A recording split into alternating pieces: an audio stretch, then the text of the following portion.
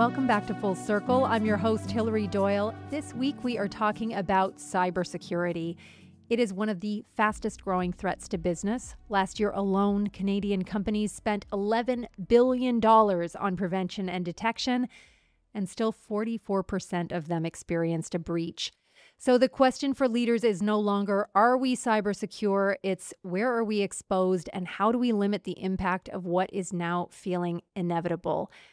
To help us with a playbook, we are joined by Graeme Hepworth, Chief Risk Officer at RBC, Canada's largest bank and one of the largest in the world, and Amir Belkhelladi, Deloitte Canada's cyber risk leader. Thank you both for being here. Welcome to Full Circle. Thank you. Happy to be here. Let's start with the big picture. Amir, you're advising companies internationally on cyber risk. So how secure does Canadian enterprise look to you relative to the rest of the world? I would say that no different than the rest of the world, we're facing one of the largest threats out there.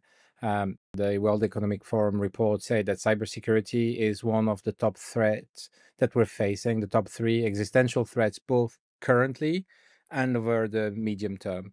So Canadian organizations are facing those threats, same as others. The largest organizations, like Graham's, tend to have the means to lead and provide protection literally to others, but also the smallest organizations. And Canada, as you know, is a country full of medium-sized organizations. They would need more support in terms of getting on with this threat and dealing with it. And that's perhaps one of the challenges we have. The second very quick one I'd like to add, it's about the supply chain issue. Canada is interconnected with one of the biggest nations south of the border. And sometimes we could be on the way of others wanting to go to that nation. So that's something else that increases the level of threat to Canadian organizations. Graeme, as CRO at a globally integrated bank, where on the risk matrix is cyber sitting for you? This would certainly, when we talk about likelihood and severity, this is top right box. Right now, when I'm talking to the board, it's right up there with geopolitical risks, right? It's our CISO is a regular attendee at our board and risk committees, talking about our strategy, talking about the spend and the resources. If you look at our commitment in this space, and what we spend on this is a marker on that. I would say we probably have north of 1,000 people that are dedicated cyber risk professionals. Our budget on this is probably doubled over the last 5 years. And that's, and not one that I expect to see a trajectory that's leveling off anytime soon. If you look at the data out there, quite frankly, there's more events happening at a firm that are caused by things like just change management or third parties and failures in your supply chain than there are being caused by cyber events. Cyber always has that more existential threat, I think is the word that Amir used, which I absolutely agree with. And if you kind of broaden that circle even further, we're really focused on operational resilience in its entirety. And so really thinking about our most critical services around the kind of end-to-end value chain and all the implications that could really impede our ability to kind of deliver services to Canadians and really kind of keep their trust and confidence in the organization. Let's pull regulation into the discussion because I'm curious about the role you think it should play, given that reality here is moving so much more quickly than government can. Amir, what are your thoughts? The idea behind regulation is to lift up the floor, so improve the standards for everyone. I would say, though, organizations like RBC, which are part of the financial services industry, are regulated. And years ago, they had already started to pay attention to cybersecurity and the broader risk framework. Now, all those risks tend to be regulated for the whole industry in order to protect Canadians, consumers, their customers, and the bank itself. So that's one thing. But they started 20 years ago for these organizations. And over time, as Graeme mentioned, the maturity and the expertise started to build. And now the regulation was just a starting point for them. Most of the financial services institutions in Canada I'm pleased to say, have improved on those regulations, are beating them and going ahead of them. Now, it could be a really good example for industries that are not regulated, where they could look at some good practices and adopt them. That's quite key. It has not been easy to pass AI regulation in Canada, but now, of course, we're in the midst of a 30-day AI sprint launched by Minister Solomon. So what are your thoughts on using these kinds of sprints in such a complex space? I would say first is very positive. Sprints is not something that any of us are very familiar with when it comes to policy. Usually we take more time. However, in this case, we all realize that either we start issuing guidance at pace, or people will possibly make the wrong moves. I would say globally, some regions have already adopted AI regulations and legislation. I'm right now currently, you can't see it's dark there, but I'm in Europe, and in Europe they've adopted some AI legislation, but it tends to be restrictive at this stage. Whereas what we're doing, I believe, is quite the right thing, is consulting with the key stakeholders in order for us to make quick progress on what we need as a country, as organizations. Yeah, regulation isn't always about just providing very prescriptive requirements, right? I think regulators are very uniquely positioned to see practices across an industry and then, in fact, turn back to the industry what they see as best practices in aggregate, right? And so that really helps accelerate the learning journey for firms. You don't have to kind of figure out best practices on your own, but you can see these through might be reviews or exams they do that help kind of give you an understanding of where your strengths and weaknesses are relative to standards that are evolving quite quickly. Secondly, I'd also say regulators, particularly in spaces like cyber, are recognizing again that unique position on the information set they have. That again in this space is a good example. Regulators in all the jurisdictions we operate in would have us reporting on IT risk events, and that would include cyber events. So they get to see kind of threat vectors that are emerging and trending, and then they in turn feed that back into their own institutions to say, "Hey, we're seeing this threat. You may not have seen it yet, but you should be kind of putting your resilience in place, your controls in place to deal with this potential new vector." Right, and so there's a real I think symbiotic and really positive feedback loop that can happen there. Where it gets too prescriptive, that can be a problem because that could impede kind of the more dynamic, innovative need that has to happen to kind of deal with a very dynamic threat actor here. But again, where you get that, where principles based focus and I think that kind of elevating of best practices through transparency, regulation is quite positive. Like I'm always of the view what regulators want and what we as stewards of our firms want is largely aligned, right? And it shouldn't be viewed as just simply a yoke on us, but an opportunity to kind of make sure that we can drive a very resilient bank and a very resilient system overall. Which frameworks do you look to for best practices internationally? Yeah, I think there's a couple of dimensions. Like there's for us, the financial regulators play a huge role. So in Canada, obviously that's OSFI. In the US, that's the like of the Fed and the OCC. In the UK, that's the PRA. Those would be the main regulators that we engage with and certainly help kind of drive the standards that we look at and deploy as a global institution. Our general approach too is to say, hey, when we see something emerging or a newly developing expectation in one region, we're always controlling that to say, is that just a good risk management standard that we should be deploying globally? Yeah, if I may, I think the financial services industry has been and is well known to be very focused on cybersecurity risks and IT risks and operational resilience. So there's a movement out there to try to encourage everyone to improve their practices. What kinds of collaborations are actually underway? How formal is the information sharing across industry and also between the public and private sectors? The financial services industry actually has a fairly formal way to share information around cybersecurity. It's an industry. There's an organization called the Financial Services Industry Information Sharing Committee, which the key banks organize and schedule.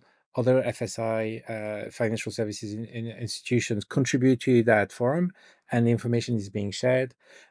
In Canada, in particular, we have a number of organizations that were created at the initiative of the private sector at some point a few years ago around cyber threat information sharing. So there are organizations that share information on what the threats and the threat actors could look like. So this is a good way to get that information. It's a not-for-profit through which shares with its membership. And more recently, we've seen the Canadian Centre for Cybersecurity producing and issuing advice. This is a federal agency that shares with Canadians and Canadian organizations some good practices. And this is a good way to disseminate the information. Yet, as we mature, we need to be much more systematic. As cyber professionals, we would love for this information to be operational, which means that, if one institution identifies a threat, automatically the nature of the threat gets shared. today we're still evolving in those. Clearly, it's an infrastructure to be built that would allow Canada to be safer.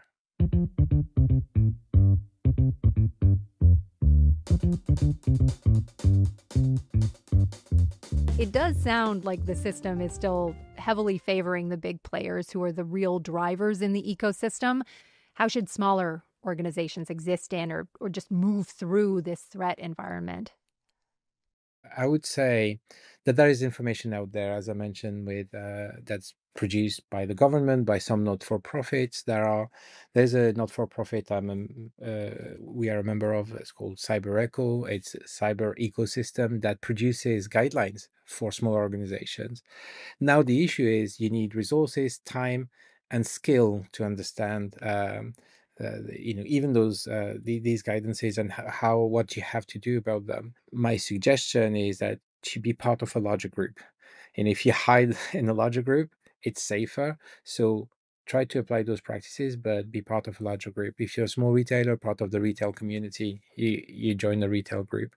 If you don't have technology skills, this is quite a challenge. So work with providers that can provide you with a bigger coverage.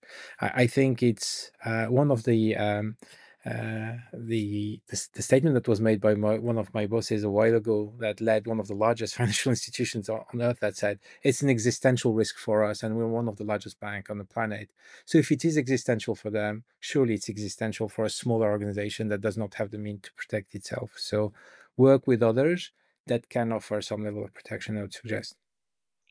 Yeah, Hillary, maybe just a couple of comments to add to Amir's. Like, you know, cyber is kind of an interesting one. Say maybe versus some of the other risks we manage, in that, yes, I'm trying to work to, and you know, we at RBC are trying to protect our institution first and foremost.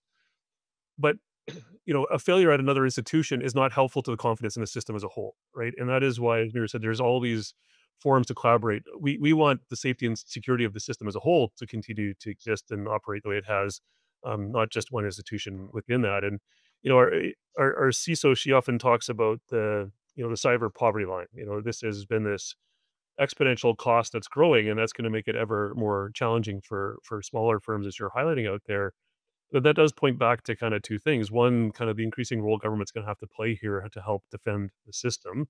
And two, the collaborative nature that industries are going to have to, form to kind of help protect collectively, right? And Amir listed a whole series of organizations that allow that sharing of information. I referenced early even how our regulator takes, hey, RBC saw this, and then they turned that back to kind of the small and medium-sized firms to give them that intelligence. They might not have the same detection capabilities that we do. And so I think, this is a bit different than some of the other risks that you're managing in your organization, that this isn't the same kind of competitive challenge that you're maybe looking at. This is a collective challenge that we all have to manage together.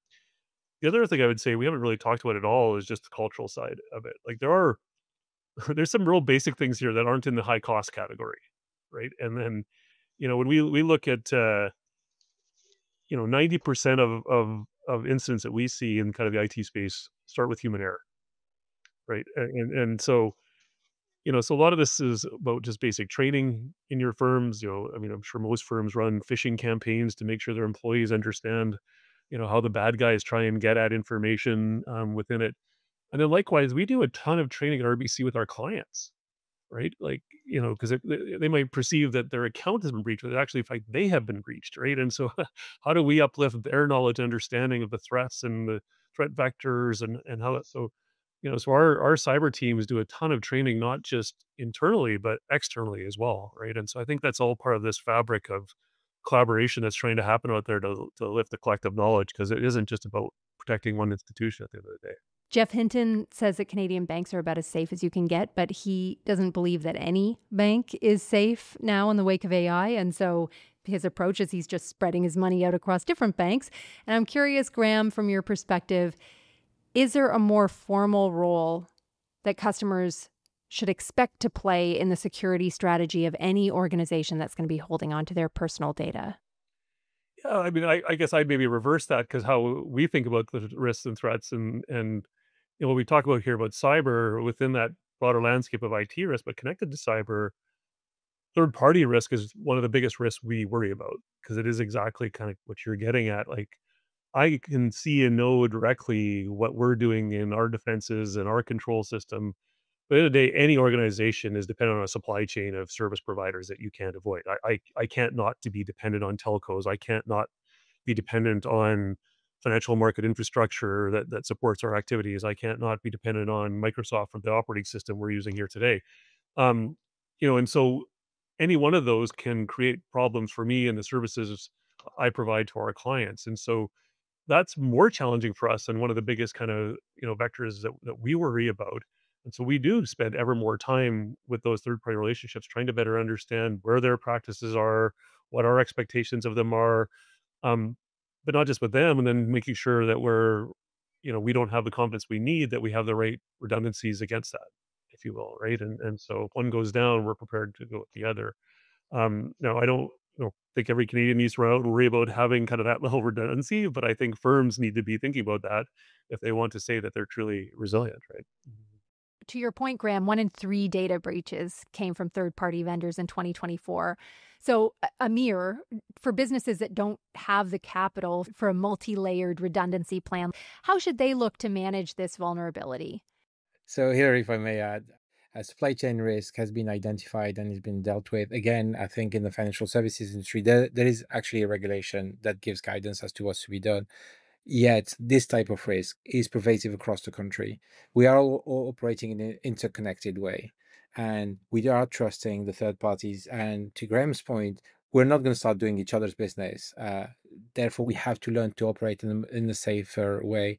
What we have seen in terms of key risks in that space is we tend to some of the more mature places would do a first test and assessment when they sign a contract, but then they enter those agreements for years and never go and revisit. In the financial industry, they're way past that level of maturity. They have programs, they review, go again, ask more questions. When new threats emerge, they go back with the questions around those threats. This is not a systematic approach across the country.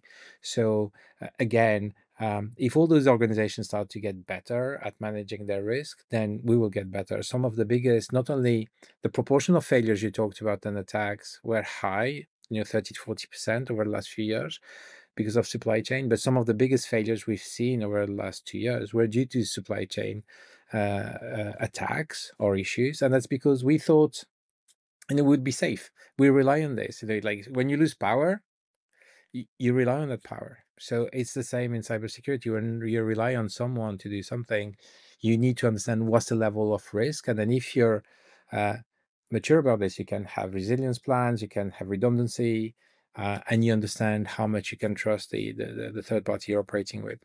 Graeme, just to understand practically, how often would an organization like RBC stress test its third-party integrations?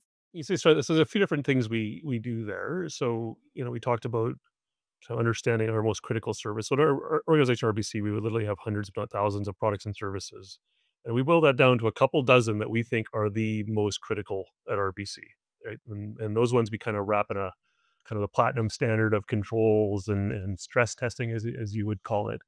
But on top of that, though, like again, you have that kind of preventative set of mindset on one hand, but then you have to have that remediation mindset on the other hand. You have to make the assumption something will go wrong, right? And so we do tabletop exercises, we do simulation exercises for those events, to basically, and often they're hard because you feel you've got the control environment. Since we often ask our teams like suspend disbelief for a second, pretend we're here, right? How are we going to deal with this? Let's play this out.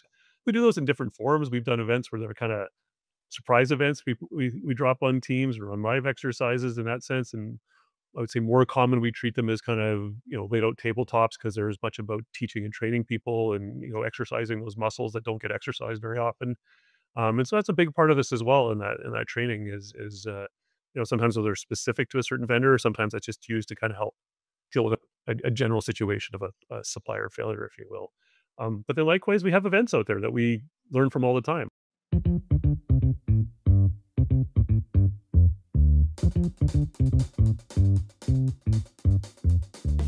There's the quote from Daniel Kahneman that the correct lesson to learn from surprises is that the world is surprising. Instead, so many of us just learn from surprises, that we should prepare better for the same one the next time. I'm wondering, Graeme, how you and your team think about the threats you actually cannot imagine. I always have a mantra. We always know two things. We always know that there'll be another stress event, and we always know that the next one will be unlike the last one. And and so there is an infinite number of scenarios you can always play out, right? And so we certainly think about those scenarios. Again at RBC, obviously we have access to quite large scale and resources, but I have a dedicated team whose sole job is to think about emerging risks, right? And they're taking those and they're trying to formulate a storyboard. If this goes wrong, what would that look like? And then we're translating that into, okay, and then how would that impact RBC? This could impact our credit risk in our loan portfolios, or this could create in geopolitics, but like create kind of differing sanctions or consequences, and that would have impact in our operations or what have you. And so we're using those as kind of our starting points to then inform, okay, yeah, those are the ones that we want to typically tailor to our tabletops then too, because these are the kind of newer big things that we're worrying about at a given time. And so certainly history helps inform us and we learn from that all the time. But I wouldn't say our risk management is intended just to continually replay what we've seen. It's kind of used to kind of think forward a little bit more around what could be out there. What are the emerging risks that you're most concerned about right now? Well, I think there's all sorts of things that we think about in the emerging risk category, if you will. That's a constantly changing list. Um, Certainly when we think about geopolitics, everyone is very focused on the front and center kind of consequences of that, the tariff side of it. We try to go a layer beyond that, right? We start to think about what kind of nationalistic tendencies, what consequences could that have on other cross-border, um, you know, relationships, if you will, out there, or historic conventions. Um, how does that maybe change social norms and behaviors going forward? It kind of reverses trends that we've seen in 30 years. When we think about AI, there's the here and now. People think about, okay, as a bank that uses AI, we have to worry about bias and fairness and all these things. We've discussed our principles.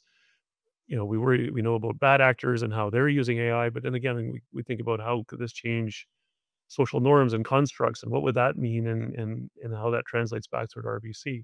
And so we're constantly, it's not a fixed list by any means, Hillary. It's certainly dynamic, and things ebb and flow in that, but but that is very much meant to be kind of what's out there, what's kind of beyond kind of that normal range of considerations, and what could really bite us in the tail. If I look at where the overall population is and the overall set of organizations we have in this country, they should absolutely worry with what are the most likely risks, because in my view, we still have work to do, when you're not the largest financial institution in that space. So I think the same author called them the gray rhino risks, like large, but much more common than the other types of risks. For those ones, you want to think in cybersecurity about ransomware attacks are still the highest volume types of attack. We talked about the third party risks that we just mentioned. I would say when it comes to AI, very often people focus on the big AI project they have, but uh, as we all know, we all have access now as consumers to AI tools. So an employee thinking they will do the right thing, and then Graeme talked about the culture, they would absolutely think they do the right thing for their organization. In a small organization, they start taking a video of customer information because they'll use this AI tool to translate it or to help them provide a better service in their head. But here we go. This is private information that's gone and gone somewhere where we can't control it. We call it shadow AI.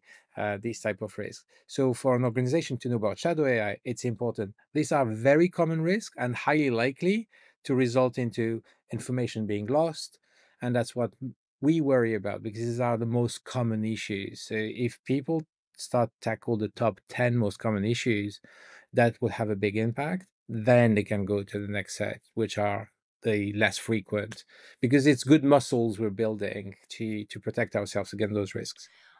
On that note, I want to bring us back to the question we started with, which is, where is my organization exposed and what can I do about it? I will put these questions to both of you. Um, if you could recommend just one upgrade or change that every business, no matter the size, could implement this month to improve their cyber resilience, what would it be? I go back to, I mean, the most basic thing you can never do too much of is just train, educate, teach, uplift the knowledge of your people. Because again, very rarely are these situations start with somehow someone finding a breach through your natural systems, they are compromising someone, they're compromising, they're using social engineering to get someone's credentials and then just going in the front door, right? That is the most common approach at the end of the day. And so I think that's the most basic thing any firm could do. I think the second thing I would say, I keep going back to how we boiled our, unbelievably complex organization down to a handful of critical services. At the end of the day, there's no end of money you can throw at this. And so you really have to come at this with a very risk-based approach. And so define what is the most critical thing you need to protect in your organization and make sure you're focusing your resources there. Great advice. At the enterprise level, where is one area you see money being misdirected in cyber, and where would you recommend that money go instead? So in cyber, I would say, and people are waking up to that risk, is that we have been buying too many gadgets that fix a single issue. And I think the temptation to every time try to address the issues one by one is a challenge. I would say that what we've been talking about is having better cybersecurity operations. Everything we talked about is practice, understand your population, communicate, know your systems. For all these, you don't need to buy any tool. You just need to know, to Graham's point, what are your critical system. If you're a small retailer, you must know what's critical to your survival as a business. So this is the top 5 things that will make your system critical. Then understand who are the supply chain to that system, how you're protecting its access, how you're responding if there is a challenge, and make sure you know who to call. Like, have some help out there that you can call if there's a problem. That is not something that will cost you money, and I think this is why we're misspending, because someone came and sold you some gadgets of some sort to help protect that single issue. Graeme, do you want to share your number as the person to call?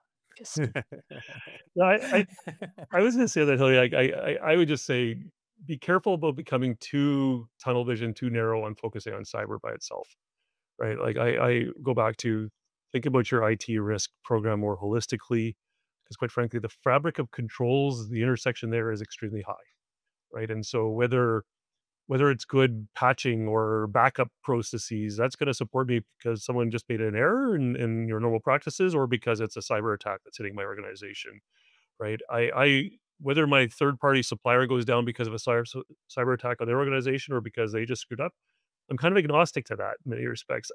I got to be able to deal with what happens when they go down. And so again, I think really focusing on IT risk more holistically, you'll build I think a much better fabric of controls that both mitigate cyber, but the broader set of threats that could come at you. what is one memorable lesson you've learned from a hacker or a breach? I think learnings it will happen, right? And so you can get over rotated on trying to prevent, but I think we've learned a lot both from our simulations and the events we've had on it will happen and what managing that when it does, right? And those are things like um, the time to recover on these events is longer than people think, right? And I don't just mean technical time to recovery, but you get into all sorts of other things that come into play. How long does it really take you to vet out what's happened at a supplier to make sure you're okay with turning your systems back on? It's not as simple as saying turn your systems back on, right? You have to, so I think we've learned a lot through simulations and through actual events that really provide a strong teach.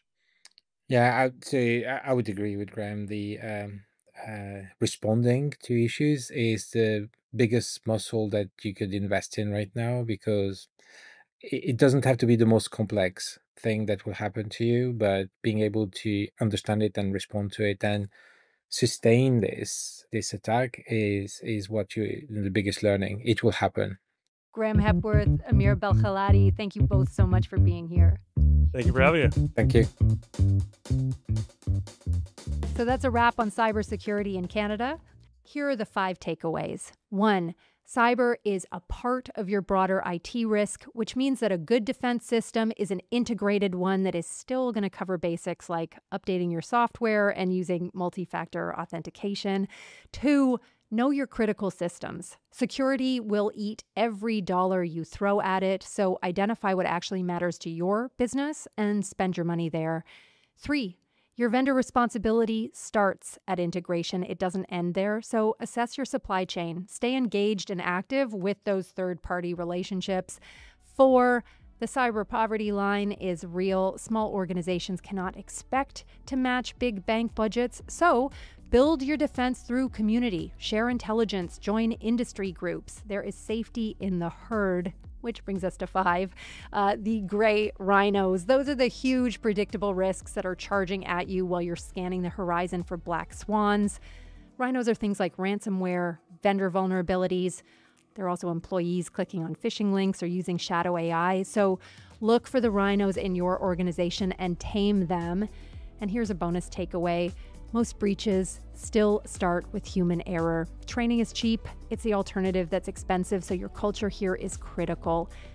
Thanks again to Graeme Hepworth and Amir Belkhelladi. As always, we want to know what's on your mind, so send us your questions, your comments, your topic ideas, all to circleback@deloitte.ca. And if you are so inclined, please like, download, subscribe, and share this episode. You can check out our previous seasons wherever you get your podcasts. And most of all, thanks for listening.